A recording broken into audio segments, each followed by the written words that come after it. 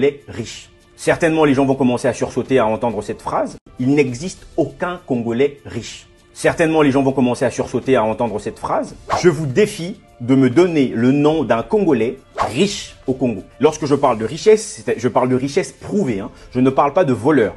Vous n'avez aucun aujourd'hui homme d'affaires congolais qui fait du business dans soit l'industrie ou quelque chose que l'on peut voir et dire que oui, ça c'est tel businessman venant du Congo. C'est pour ça que je réitère mes propos. Il n'existe au Congo aucun homme riche. Tout le monde est pauvre. Le Congo-Brazzaville, donc la République du Congo, est le pays où il y a une particularité. C'est-à-dire que vous avez des gens qui payent des artistes pour que leur nom soit chanté tous les jours.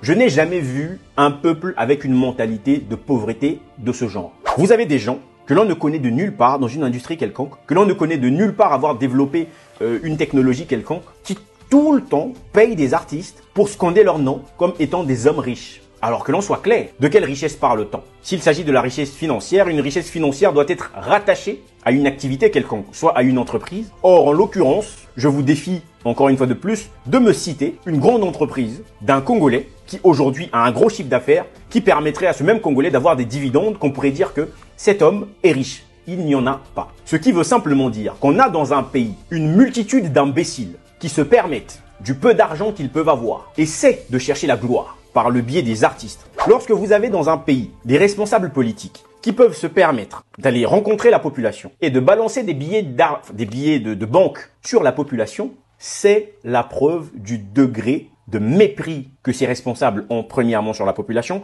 mais c'est aussi la preuve du degré d'aliénation sur lequel nos responsables politiques font ces choses. Et vous avez toute une population qui pense que c'est normal d'être dans un pays qui souffre, je le signale, on n'est pas aux États-Unis, qui souffre énormément, dans un pays qui peut connaître des crises financières, et qu'en même temps, vous avez des politiques qui balancent des billets de banque. Je peux comprendre qu'un adolescent de 15 ans qui vit son époque veuille prouver effectivement à ses amis qu'il a plus de belles chaussures qu'eux, qu'il a plus de, je sais pas, qu'il a un meilleur téléphone. C'est tout à fait normal, c'est quelque chose qui est lié à son âge.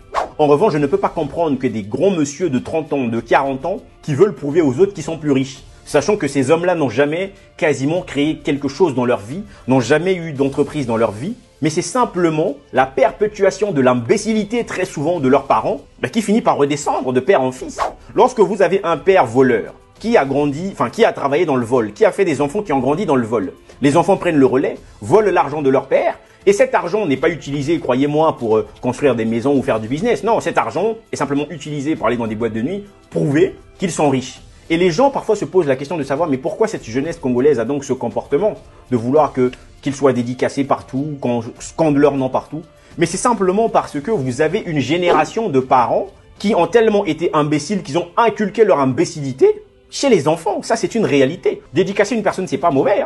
Vous pouvez dédicacer qui vous voulez, mais vous avez un certain nombre de musiques. Tout le temps, ce sont des dédicaces. Croyez-moi, ce n'est pas quelque chose qui vienne de la culture Congo quelque part ou de la culture africaine. Non, c'est simplement la mendicité. Les artistes ont faim, on leur donne un petit billet de 10 000 francs CFA. Le gars n'a pas trop de choix, il accepte. Mais tout ça, pourquoi? Parce que on a des personnes incapables de produire des choses pour qu'on reconnaisse dans le monde entier leur intellectualisme, leur niveau de réflexion, parce que pendant que les autres écrivent des livres pour se faire connaître, pendant que les autres font de l'art pour se faire connaître, au Congo, vous avez des gens qui veulent se faire connaître simplement pour rien. Ils n'ont aucune entreprise, ce n'est pas une publicité pour une entreprise, c'est simplement pour leur gloire, pour avoir potentiellement plus de femmes et prouver aux autres qu'ils sont plus riches, alors que finalement, ce sont des cancres, comme je l'ai dit, il n'y a aucun vrai riche au Congo-Brazzaville.